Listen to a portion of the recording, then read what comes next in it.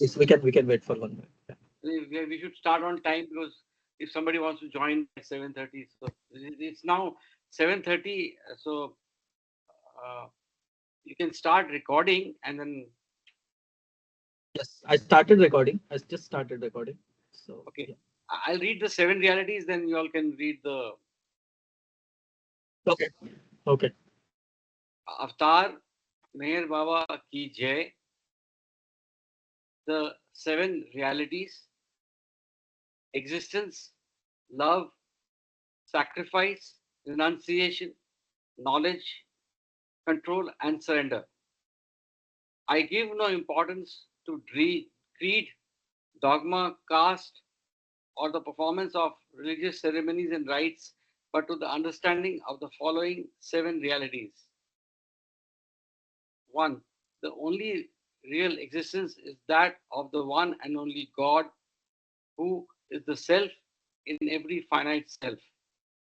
Two, the only real love is the love for this infinity God, which arouses an intense longing to see, know, and become one with its truth, God.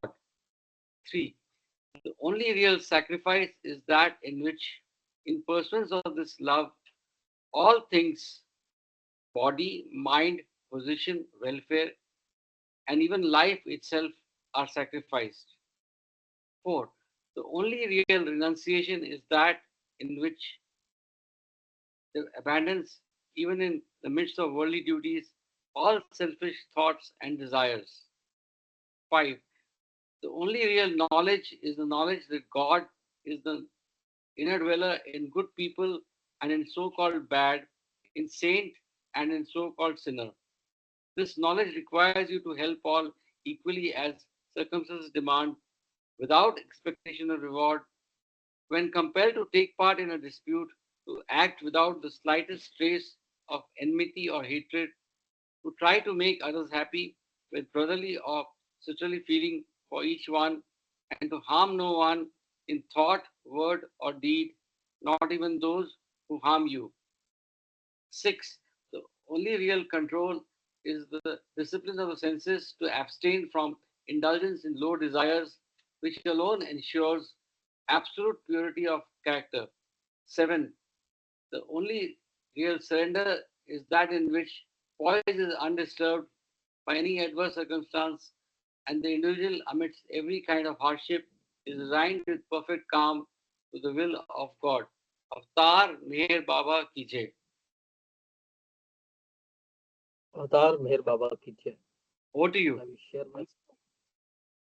Yeah, and we can do 30, 40, 40, 30 minutes of Yeah.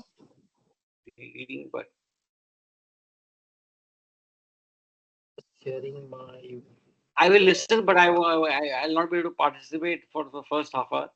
So please, between you and Sanjay, you can read the take turns. Yeah. Jai Baba. Okay. Okay. Jai Baba. Can you see my screen? Is it visible? See Yes, yes. action in action. Yes. Yeah. Okay. So today we will go in the yoga section, action and inaction, and later on selfless service. So I will start from action and inaction. A 11 action: accept that which is intelligently designed to attain God realization, creates a binding for consciousness. It is not only an expression of accumulated ignorance, but a further addition to that accumulated ignorance. It is Subtopic. all. It starts with all. That's just A capital, and It's so if one you one. can Okay. read it again, the Yes, yes, all. yes. Let me start again. All action except that which is intelligently designed to attain God realization creates a binding for consciousness. It is not only an expression of accumulated ignorance, but a further addition to that accumulated ignorance. The subtopic is forms and ceremonies are sidetracks on path. Religious forms and ceremonies, as well as rituals and injunctions of different creeds and spiritual institutions have a tendency to encourage the spirit of love and worship. As such, they are helpful to a limited extent in wearing out the ego shell in which human consciousness is caught. But if they are unintelligently and mechanically followed, the inner spirit of love and worship gets dried up. Then they only result in hardening the ego shell rather than wearing it out. Therefore, rituals and ceremonies cannot carry man very far and spiritual path. And if they are unintelligently followed, they create as such binding as the other intelligent action, deprived of all inner life and meanings. They might be said to be even more dangerous than other forms of unintelligent action because man pursues them with the belief that they are helpful for God realization, whereas in fact they are far from being helpful. Owing to this element of self delusion, lifeless forms and ceremonies become sidetracks on the path. Often through mere force of habit, man becomes so attached to these external forms that he cannot be disillusioned about their imaginary value except through intense suffering. Next topic: life seeks freedom from self created entanglement.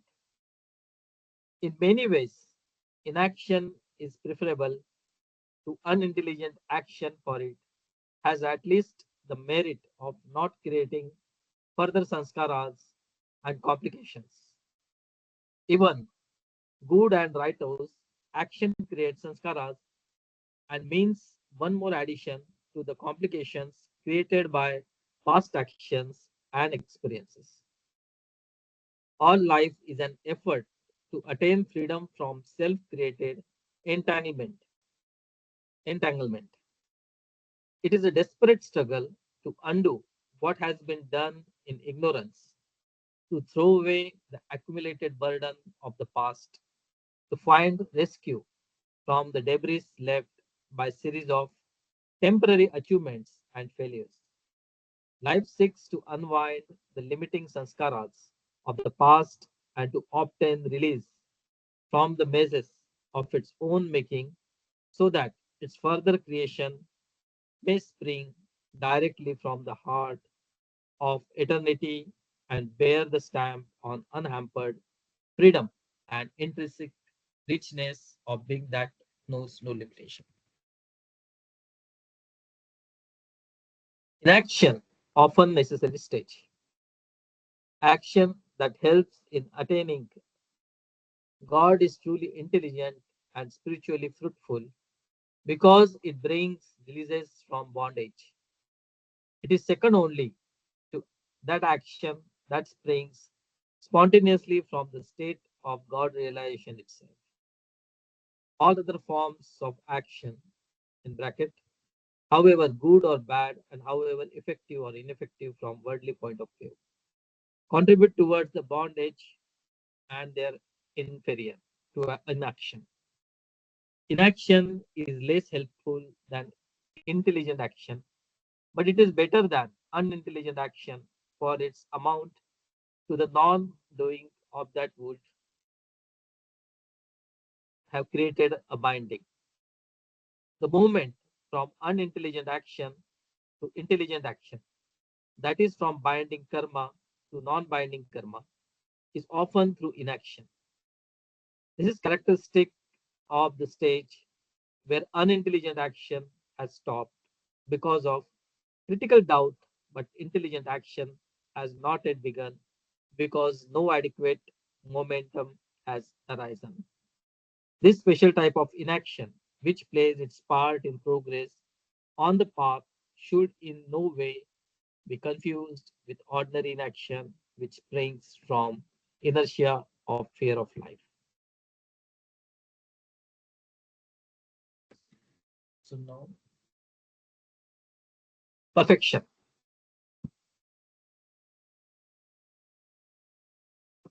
In order to have comprehensive idea of what is implied in perfection, it's necessary to classify it into two categories. There is spiritual perfection, which consists in the inner realization of transcendent state of consciousness beyond duality. There is true perfection as expressed and seen in the domain of duality.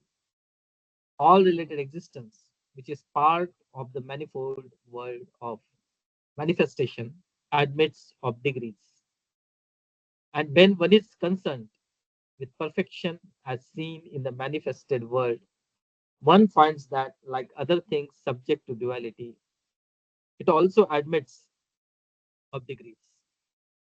Bad and good, weakness and strength, vice and virtue are all opposites within duality.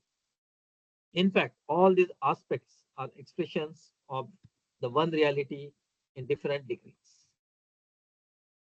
Next topic, only relative perfection in duality.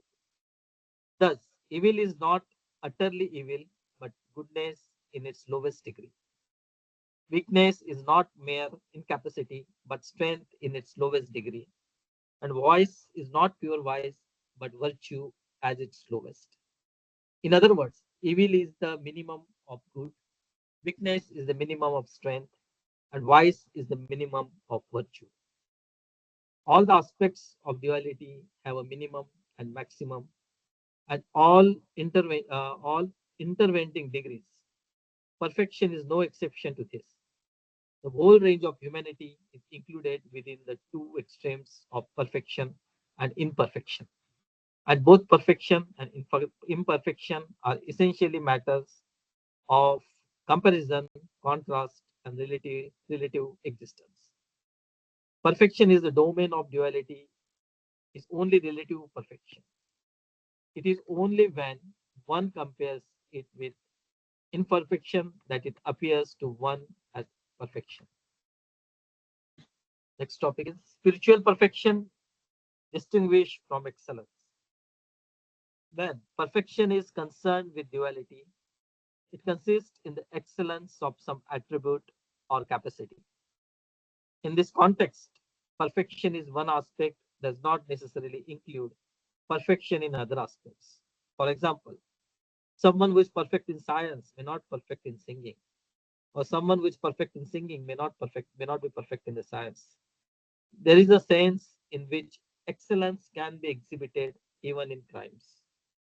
When a murder is committed in such a manner that not a single clue is left for tracing the murderer, it is called a perfect crime. Even in the crimes or sins, then there is a sort of perfection. But this type of perfection, which consists in the excellence of quality or capacity, should be carefully distinguished from spiritual perfection, which is not in the domain of duality. The different type of excellence that are characteristics of duality are all within the scope of the intellect. For such excellence can be easily invisible by the extension in bracket and imagination of something good that is found in the limited experience of everyday life. The perfection that belongs to the spiritually realized souls is not the domain of duality and as such entirely beyond the scope of intellect.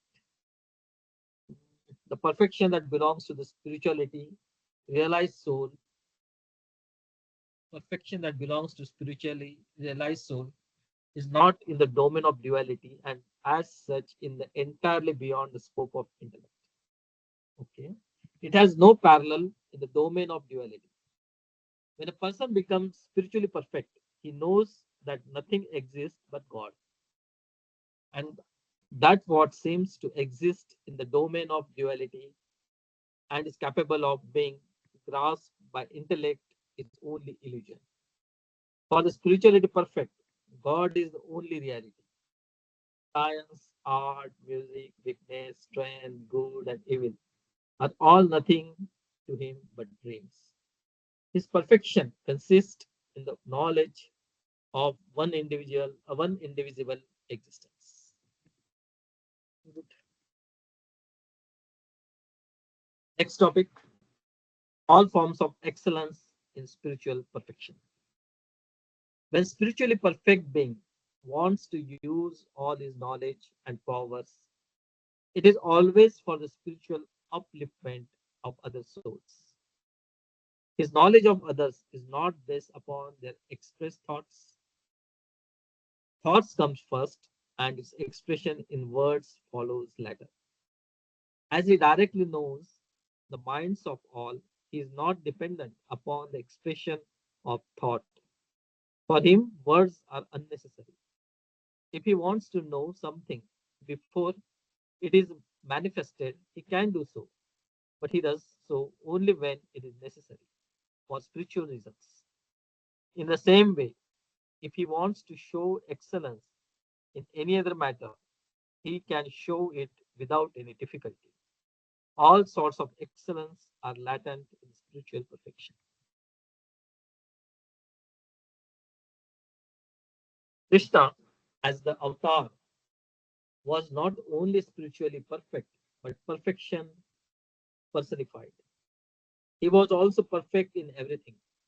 If he had wanted to, he could have shown himself as a perfect drunkard, perfect sinner, a perfect rogue, or a perfect murderer, but that would have shocked the world. Though possessed of perfection in every respect, it was not necessary for him to exhibit in its fulfilling his mission. The spiritually perfect can exhibit supreme excellence in any mode of life that they may be required to adopt for the spiritual upliftment of other souls. But they do not do so merely to show themselves as a perfect. This excellence is used by them only when there is a spiritual need for it, not merely to satisfy the curiosity of others. When they use such excellence, they do so with utter detachment.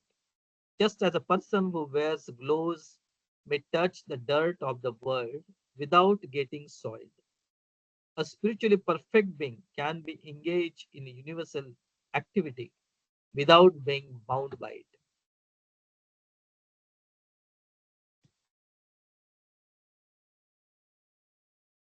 it. Anything? Who joined us? I will continue. So next topic: perfection must be all-sided. Spiritual perfection is the full development of all the aspects of personality. So perfection must be all-sided. Perfection is one aspect, is not perfection. It is only a lopsided growth of faculty or capacity, resulting in inflexibility or the incapacity to adjust oneself to the ever-changing and multitudinous uh, vicissitudes of life. Such person cannot maintain a moving equilibrium of mind while keeping pace with the swift change of life. If he is an environment that is by nature gives scope for the faculty he has developed, he is temporarily happy and enjoys a sense of being in harmony with the world. But if he finds himself in a hostile environment where the faculty is unsuitable, he has a sense of failure and his voice is bad. Therefore, perfection implies perfection in every respect. Let me check the meaning of this one.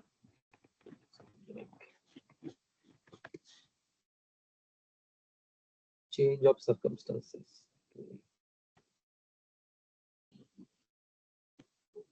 Okay, next topic. Perfection includes opposites. If you try to grasp the nature of perfection by means of a set standard, in bracket implying an opposite, you are bound to limit it and thus fail to understand the real significance. Perfection includes the opposites and transcends them. Therefore, A perfect one is not bound by the rule or limited ideal. He is beyond good and bad, but his law for those who are good provided good rewards, and for those who are bad, it responds in their own coin. Krishna proved to Arjuna, who was his devotee, that his apparent bringing about of physical and mental annihilation of the vicious Kauravas was for their spiritual salvation. Perfection might manifest itself through killing or saving according to the spiritual demands of the situation. The heart of perfect one is the ones as soft as butter and hard as steel. Perfection is not limited in its expression to any one of the opposite and does not exclude the possibility of finding expression to the opposite. It has expressed itself to either of the opposites according to the logic implied in the situation. This is why perfection transcends the opposites and is capable of giving rational response to all possible situations in life. It ensures perfect adaptability without surrendering the standpoint of truth and secures an unshakable peace and sense of harmony in the midst of diverse situations, which must be baffling to those who have not achieved all-sided development. I will repeat it again.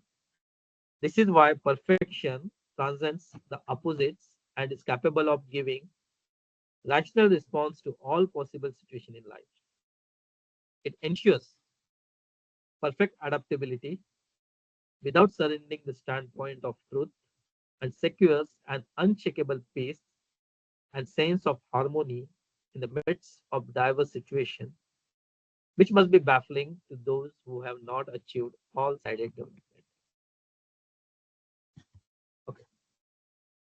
So next, full development of human rationality. Human activities are limited by opposites, and perfection is beyond them.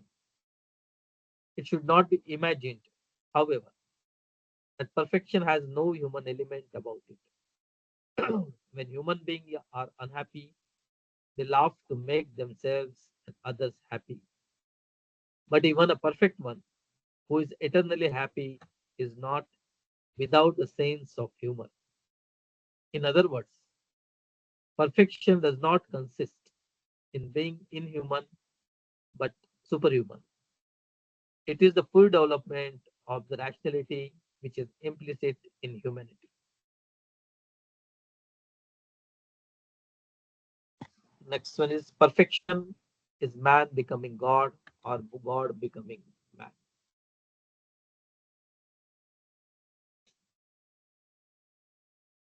Perfection does not belong to God as God, or does it belong to man as man? Perfection does not belong to God as God, nor does it belongs to man as man. Okay. Perfection is attained when man becomes God or when God becomes man. The finite being who is conscious of being finite is obviously short of perfection. But when he is conscious of being one with the infinite, he is perfect. That is what happens when man gives up the illusion of being finite and attains godhood by realizing the divinity. If by the infinite one means that which is opposed to the infinite or is separate from the finite and necessarily other than the finite, this infinite is already limited by its being unable to assert itself in and through the infinite. In other words, perfection cannot belong to such an infinite. The infinite, therefore, has no discover its unlimited life in through the the finite without getting limited by this process.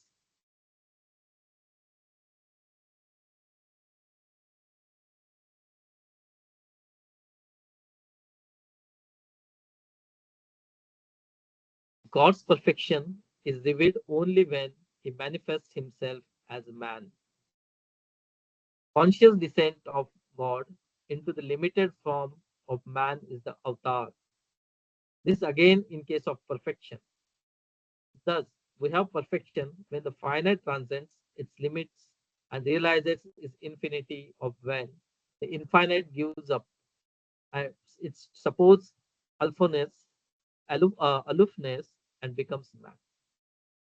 I will repeat it again. Thus, we have perfection when the finite transcends its limits and realizes its infinite, or when infinite gives up its supposed aloofness and becomes man. In both cases, the finite and infinite do not stand outside each other. When there is a happy and conscious blending of the finite and infinite, we have perfection. Then we have infinite revealing itself through the finite without getting limited thereby, and the finite transcending its sense of limitation in the full knowledge of its reality being the revelation of the infinite. Shall I? Okay. So this part was about the action and inaction. So is this part completed? Now it's saying the life of spirit. Is it the part of life of spirit is a part of the same or something else? Mm, the life of spirit. Yeah. So are we going on the correct? Because today's topic was action in action and Actually, on the selfless Trello service. board, there is, if you are able to open the Trello board, then we'll know Let, what are let, the let me let, topics we covered. yes, let me share my full screen. Just a second.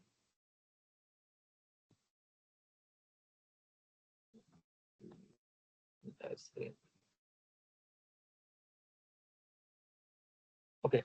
So this is the Trello board, Yeah. and today was Which action and topic? inaction and selfless service. Yeah. So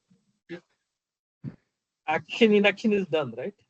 Because So the next one, what are the next one on the Trello board? it's a selfless service. So we need to go there actually. Selfless service. Okay, just a second. Let me check. Selfless service. What's the page number? Selfless service, page number 89. Yeah.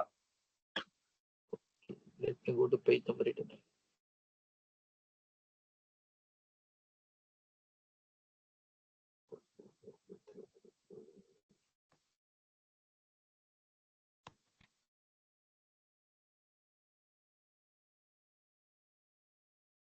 Page number selfless service. Okay, shall I continue? Yeah, for another few minutes, then I'll come. Okay, yeah, sure. So next is selfless service, and the subtopic is Karma Yogi avoids chaotic activity as well as inaction. The Karma Yogi avoids the chaotic activity of selfish desire. Chaotic. Call it chaotic.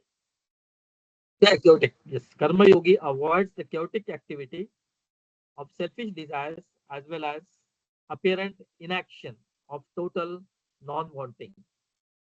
He heads the life of selfless service in which there is not a slightest alloy of any personal motive and which furthers the releases of divinity in all phases of life. It is very important that service, it is important that service, even when it is utterly selfless, be guided by spiritual understanding, for selfless service, then unintelligently handled, often creates chaos and complications. Many good persons are many good persons are ceaselessly active in public causes through social institutions. But what does that activity lead to? For every problem it solves, it often creates 10 other problems. owing to the unforeseen and uncontrollable side results of such activity. Worldly people try to counteract evil through opposition, but in doing so, they often unconsciously becomes authors of other events. Next subtopic, unintelligent service creates chaos and complications. Suppose Yes. a group of suppose We read it. Yeah. Continue. Yeah. suppose a group of ants has climbed onto the body of an individual and one of them bites him. He might instinctively want to punish the ant by killing it, but he were to strike it with his hands, he might in so doing kill many other ants that were in no way involved in the biting. In trying to secure justice against one ant, he is thus inevitably drawn into an activity that means injustice to many other ants. The person who is drawn into the vortex of public life through a generous impulse without having mastered the art of pure service finds himself finds himself in a similar situation. He may be selfless, but his action creates chaos instead of harmony because he has not learned how to render real and effective service without creating complications. Action is to be pure blessing for the universe. It must be born of consummate understanding of life. Those who come into contact with me should develop true understanding of life and cultivate that type of service which creates no complications. Selfless service based upon understanding. When service is rendered in the selfless spirit, it is always benefits the karma yogi. Although he himself does not do it for the sake of any reward or result, there is no doubt that even when he renders selfless service unintelligently, he derives some spiritual benefits thereby. But in doing so, he cannot avoid causing much unnecessary suffering to others.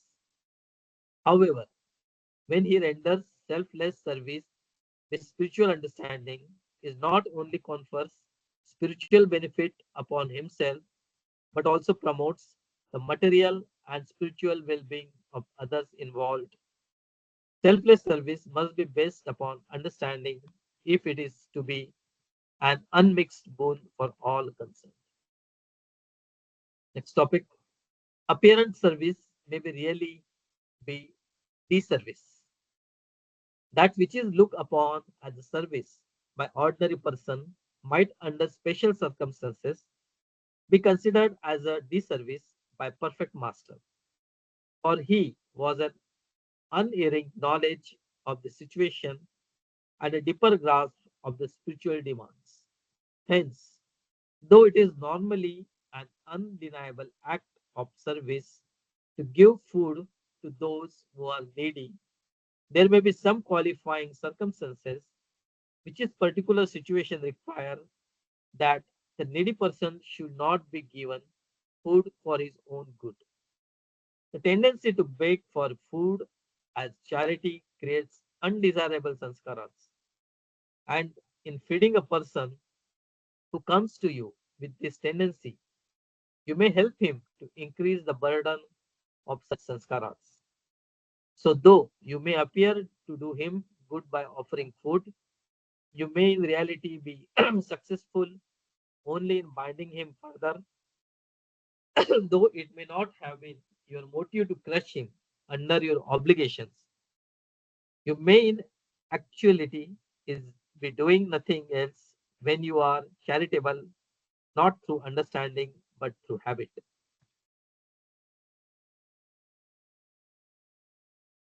What applies to the above instance of giving food also applies the dispensation of many other things, tangible and intangible. And though from the narrower point of view, a thing may definitely seem to be nothing but service for the recipient. It may, from the higher point of view, be a definite act of disservice to him, just as what is nourishing to the healthy may be poison to the sick. What is good for people generally may be evil for some particular person. Hence, intelligent charity requires profound understanding of the spiritual needs of the situation. Okay, so Sanjay ji, you want to continue from here, or I think Yeah, you I'll joined? read.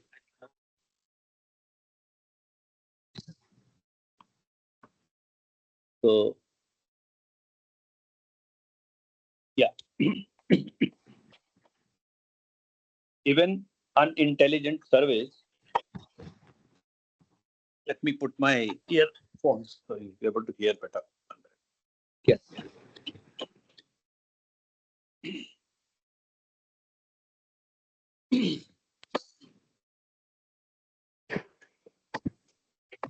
Even unintelligent service confers spiritual benefit. All this only make people more careful, should only make people more careful and discriminating in their service. It need not discourage their spirit of selfless service. It is true that only a perfect master can be unerring, engaging the spiritual demands of any situation. But it would be pity if those who cannot be so sure about their judgment withheld their spontaneous urge for selfless service,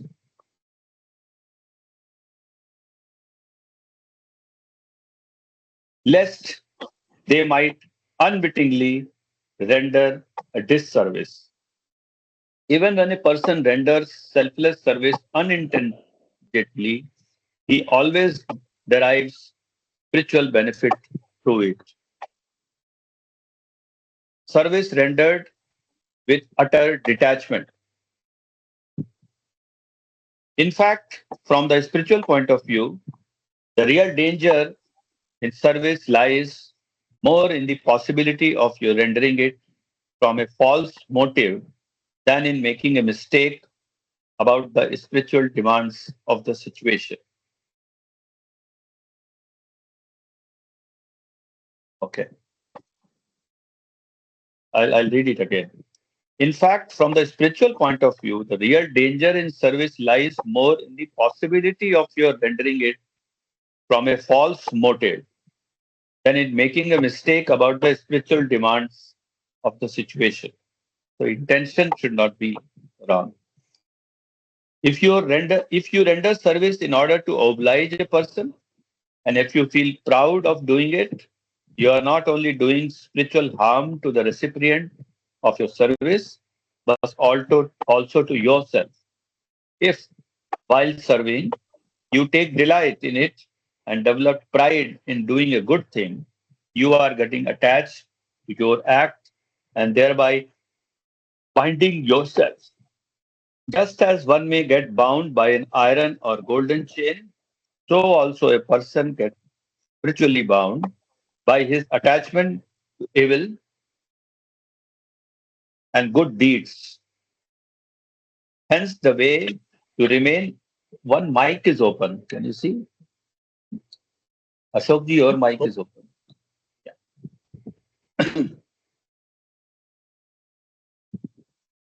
Hence, the way to remain free from karma is to remain completely detached in service.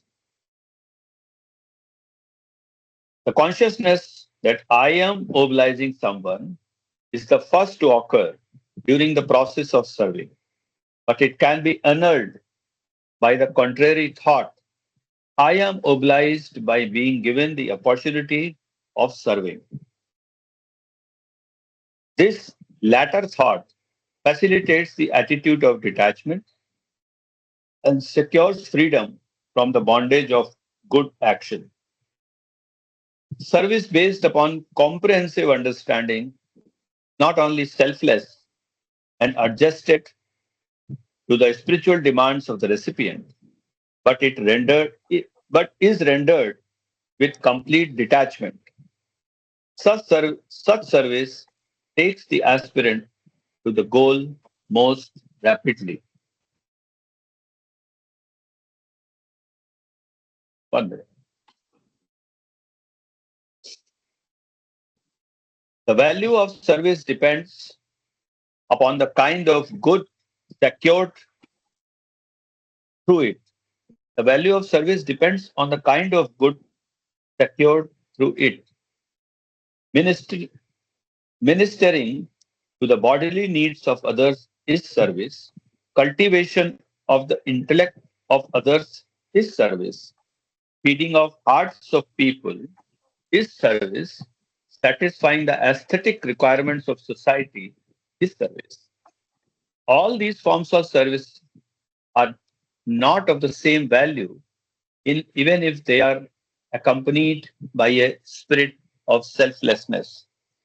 The kind of well being that is sought through service will depend on the vision of the person, and one who has the clearest perception of the final good will be in a position to render the most important and valuable type of service.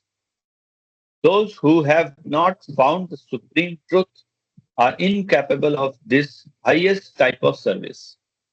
Their service cannot have the same value for creation as the service of a person who has arrived at finality in spiritual understanding. In a sense, true service begins after realization. This is, I think, most important line. So so we need to render service. Uh, Whatever we do, there are bindings, and we have to be careful about it. And knowing the fact that the true service will begin only after we are realized. But but Serving but master. Yeah, but when we do any activity, but internally you will always realize that, oh, I'm doing something good, I'm doing yeah, something yeah, bad, yeah. right? So Yes, that's yes, that again that sanskara is yes, yes. But Baba also said, don't withhold yourself by doing a good thing. Just because you feel that it will create that, so that you have to tackle probably separately, and still keep doing good things and try to avoid the pride, reduce it, and of course remove it altogether. But that will come slowly. But that should not stop you from doing a service. That's what I think I read in the previous paragraph. Yeah. Serving master facilitates enlightenment. Nevertheless, the spirit of service that is invariably present in aspirants and good persons can be harnessed and creatively utilized for spiritual purposes if it is allied with the work of a master. The master serves the whole universe out of the finality of his infinite consciousness, and those who serve the master and obey him also have their share in his universal work. Their service has the advantage of his wisdom and insight. Willing participation in the work of the master not only raises the value of service, but creates the best opportunities for spiritual enlightenment.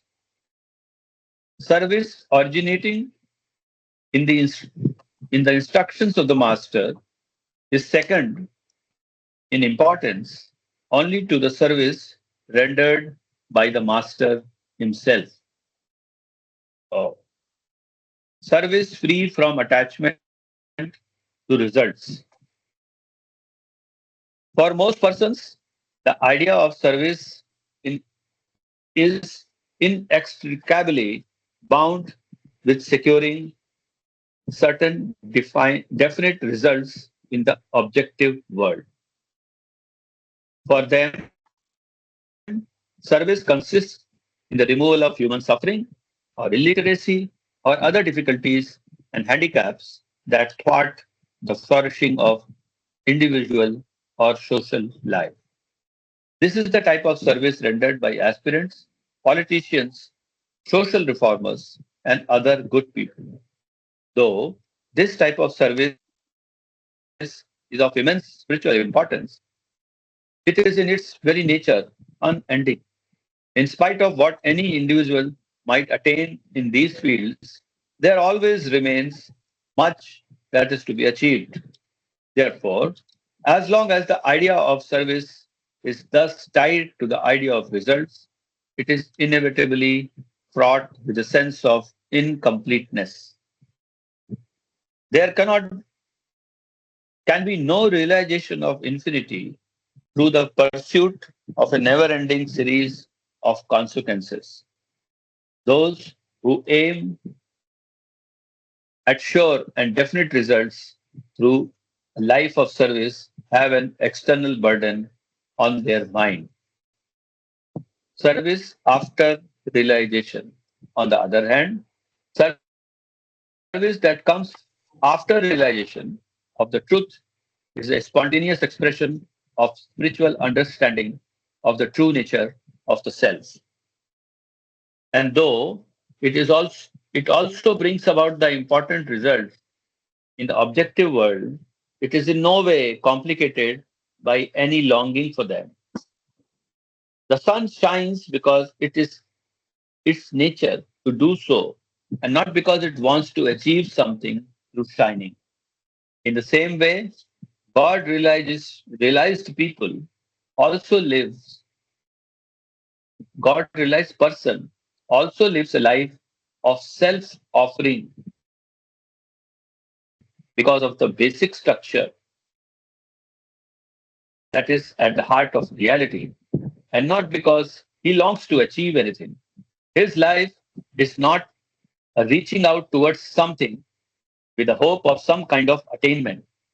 He does not seek enrichment through attainments, but is already established in the fullness of the realization of the infinite.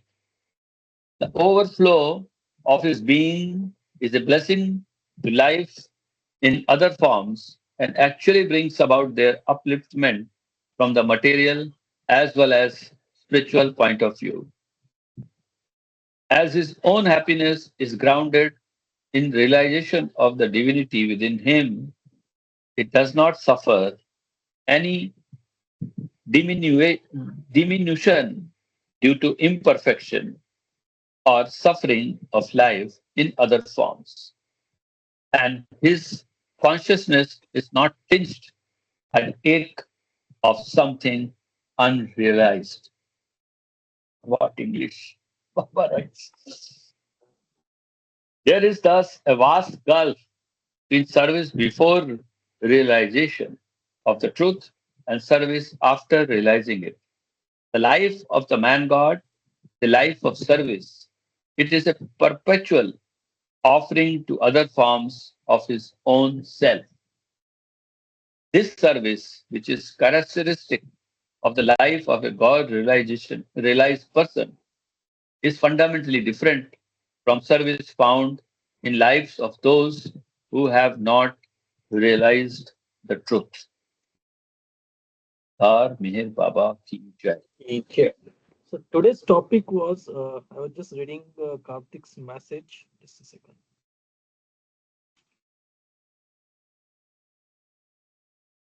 What he said today.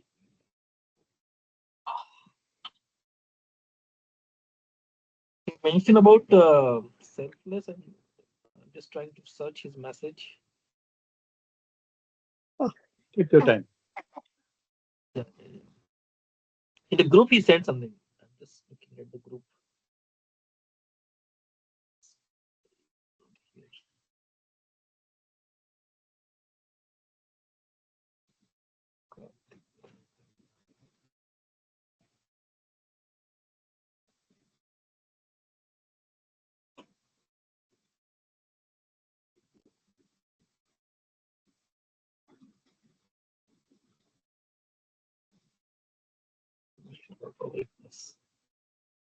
So he just mentioned to join us to continue to read discuss the yoga with the chapter of selfless service. And I think we're done with selfless service today. yoga with selfless service. He mentioned in our chat group today. Okay. So this was the selfless service, right? Which we just was reading. Yeah. Yeah. He didn't say anything else apart from selfless service. So I don't know if we should continue or what exactly. Shall we continue with the next one? Like have any of understanding? I don't know. Go. What does the Trello board says? Trello board says this action in action, selfless service. After that? The dynamics of spiritual advancement. I think this is the way we should read it. Okay, then Yoga, I it will is search. all it is see, all this is under yoga. See, if you see on the tile top, it is written yoga. So we have read Yes, first yes. two, you have to go to the third. Huh? So I Okay, think okay. that's the Then logic. Yeah. yeah, then I will search for the dynamic of spiritual advancement. Yes, yes. Dynamics. You said just dynamics. Correct. Advancement is page number 252. Yeah.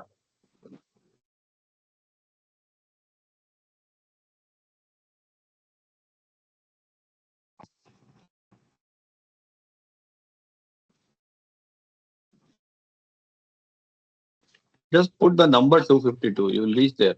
Just put the number 252 in the search. Control F. Yeah. I tried it actually sometime back also, but I don't know. Control F and then put that number. Yeah. Yes. Yeah. You may start. Maybe it will go. Yeah. Oh, sorry. Somehow.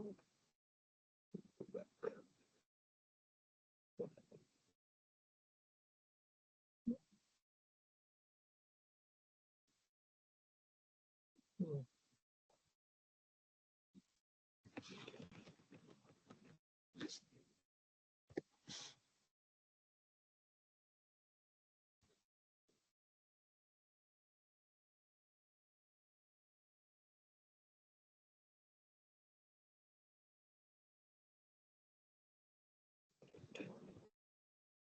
Just a minute.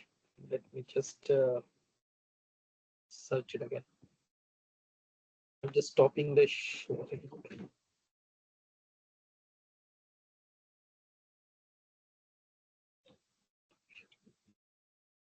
I'm opening it. Just give me 1 minute. Somehow I missed that. Yeah. No problem.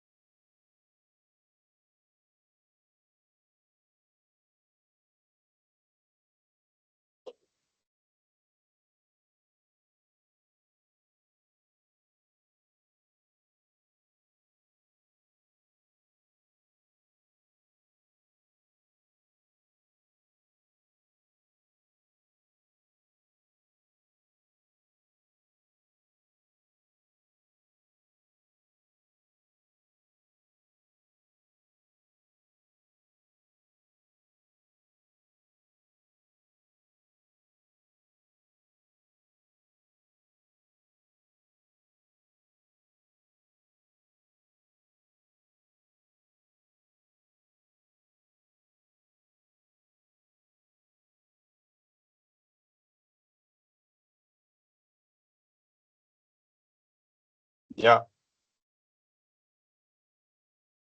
What you can do, you can just Google it actually. You'll get the Discourses book. Hello.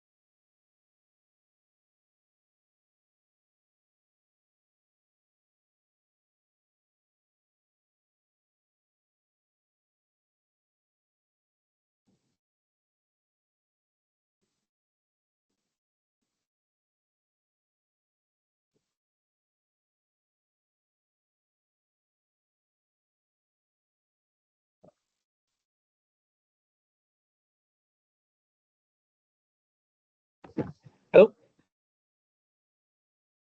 Hello? Yes, yes. Sorry. By mistake, it was disconnected. And I'm just sharing Now my screen again. I think now today just two of us now. Even Ashok is not Yeah, there. I think yeah. we have just spent 1 hour already, so Okay, we can probably wind up early today. That's my okay, so sure. because most people are Yeah, not yeah, there. There are no